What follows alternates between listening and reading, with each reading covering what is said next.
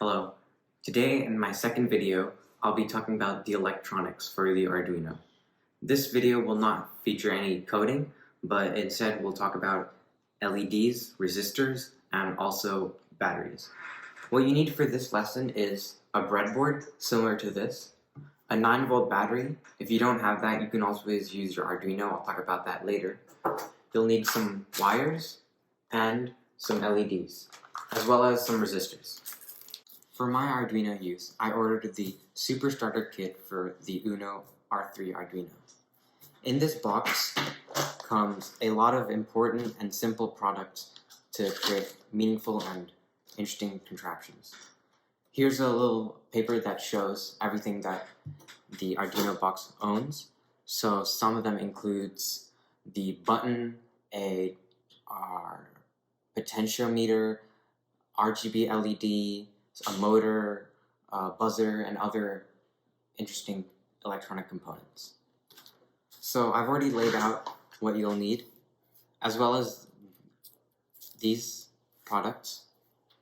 You'll need jumper wires as well. So I'll just take out a few. It's good to have multicolored ones for projects and to try to color code to make them easier to see.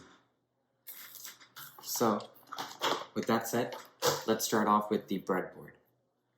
The breadboard looks very complicated with all these dots and little markings, but what it basically is it's like the circuit. It's where most of the wires and components get connected. As you can see here, there's two grids here, two long lines on each side. The blue line is for negative, so the negative current would touch these blue lines, which would then go to the ground, or to the negative part of the battery. The red one would be the positive one. You don't have to use it like this, it's just marked like that for making it easier to understand. Then in the center, we have all these dots. They're connected horizontally. So if I was to connect a wire here and a wire here, they would be connected. But if I was to put the wire here, they wouldn't be connected. So that's the simple way, and kind of like the lines over here, they're connected vertically. So a wire from here to here would be connected, but if I move it on one spot to the blue line, it wouldn't. So that's the basics of the breadboard. Next up, we have the battery. Right now, I don't have the specific component needed to connect the wires to the battery, but you can just do this, and soon we could connect it to the Arduino for power. This battery is a 9-volt battery, which does affect how much voltage goes to the LED, but because the Arduino has 5 volts, so you might want to adjust your components on your circuit a bit if you're switching from the battery to the Arduino.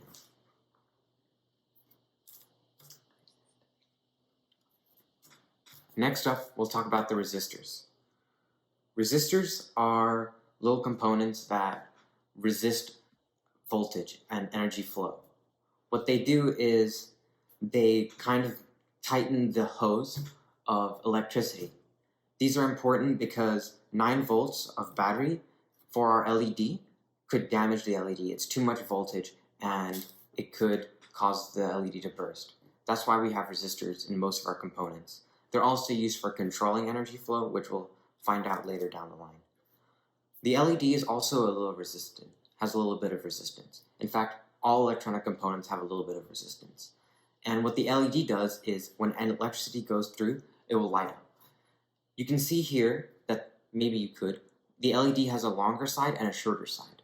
The longer side is where the positive is where it's connected to the positive, and the shorter side is where it's connected to the negative. So the order and the face of which part the electricity goes through to the LED matters. We'll find that out later. First, let's assemble a simple circuit. We'll connect an LED here. Notice how the longer side will go on this side and the shorter pin is on this side. This is important to know. We'll get one wire this black wire will be where the positive energy comes from, and this green wire will be from where the negative energy goes. We can put them a bit far apart, and we can connect them here with our fingers.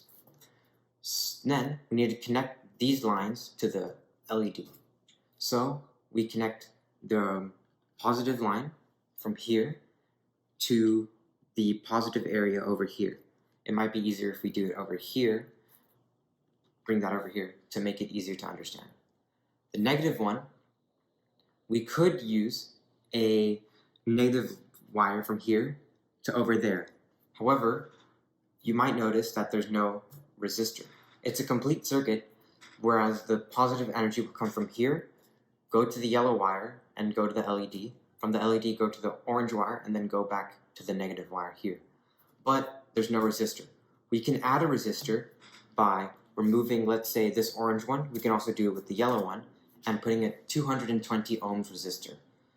The amount of ohms is the measurement of resistance, so that will change how the light bulb will be brighter or dimmer, and we'll find that out later. So let's just quickly put this here and connect it to the negative.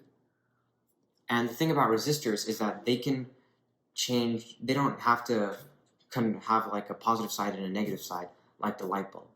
So now that the circuit is complete and we get a better angle of what the light bulb might look like, let's see what it would look like if we attach the wires. As you can see, the light bulb lights up. I'm going to put it more stable here, it's very bright. We can change the brightness by increasing the resistance. So let's say I have another 220 ohms resistor, and I want to increase it that way. If I redirect the resistor to another grid over here, and from that grid, I bring it to the negative resistor. So now we have two resistors in a row going to the green wire. Let's see how this affects the brightness. It may be hard to see on the video, but it's a little bit dimmer, but not that much. This is because 220 ohms resistance is a very small amount of resistance. If we were to increase this resistance by, let's say, getting a 1K resistor, this would be 1,000 ohms of resistance. So if I remove those two, and I put this resistor here, it's a very strong resistor. Let's see how this changes with the light bulb. This is significantly dimmer than the first one. So that's how resistance works, and that's how it shows, this shows how it can affect a light bulb by restricting the flow of energy and decreasing the amount of energy that a light bulb gets. So that's just the first lesson.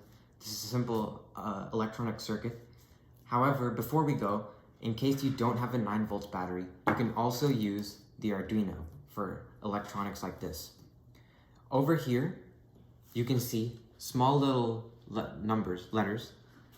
One says 5 volts, one says 3.3 volts, and one says GND. Two say GND, and they're highlighted white. The ones that say GND mean ground, and that's where the negative line would go to. And this time we'll use 5 volts, and we'll connect the green one to the ground, the black one to 5 volts.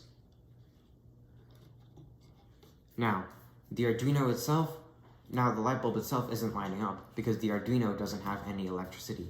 This is where this port will attach with the USB connection to a computer. So, this is the wire needed to connect the computer to your Arduino. This will also feed the Arduino electricity supply. So first, we connect it to this port here, and then the USB port goes to the computer. And as you can see, it lights up. It's also a little bit dimmer because we are now using 5 volts instead of 9 volts from the battery. So that's our complete circuit. You can see if I were to remove the LED and flip it around, it will not light up. So, and if I remove one component, it will also not light up, because that's what we call an open circuit. The circuit needs to be closed, and energy needs to flow around for it to be a closed circuit and for the light bulb to light up. So if I move this aside and talk about what this will look like in a diagram of sorts.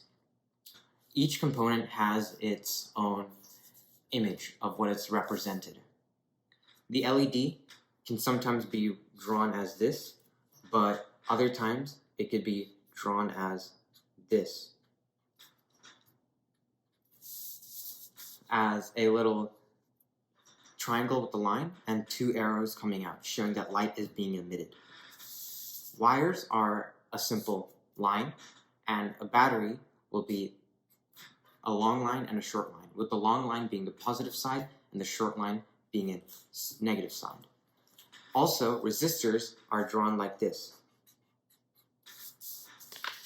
a zigzag of sorts. So the full circuit will look like this. We have our battery, the Arduino or the battery, which then goes over there to an LED, which will emit light. The LED then goes to a resistor, which will then go all the way back to the battery or the Arduino, as you can see here. So this is a very simple circuit, and later we'll find out how you can use coding to manipulate, maybe change whether the light will turn on and off, and also we'll learn a bit more about resistors and see how that can be used in more complicated ways in series or parallel circuits. Thank you for my second video.